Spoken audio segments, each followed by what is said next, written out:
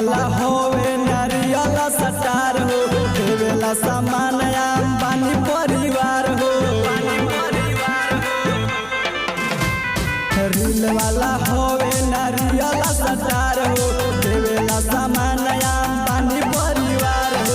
जहाँ भेटा जाई उहाँ पिटा जाई, जवन बुराई खाली करता। देखी खेसारी के कलाकारी हितवा कौन जरता। देखी खेसारी के कलाकारी हितवा कौन जरता।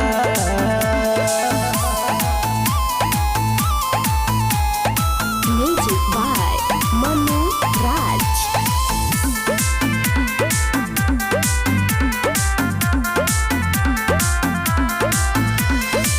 पूरा भोजपुरिया के राख दिहले शान हो, सबका से अलग उनकर बाटे पहचान हो।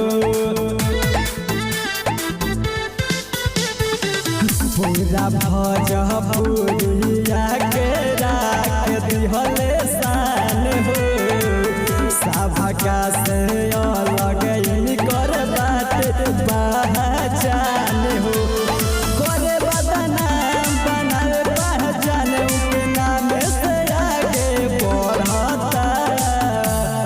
देखी खेसारी के कलाकारी हितवा कौन जरता।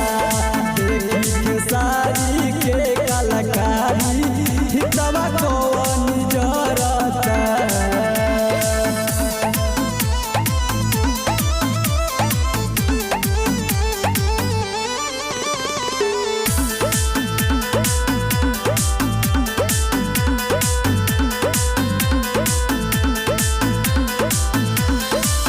इनका पे गौरव बाटे बिहार के, जल जहाँ आवेले वहाँ से झंडा गाड़ के।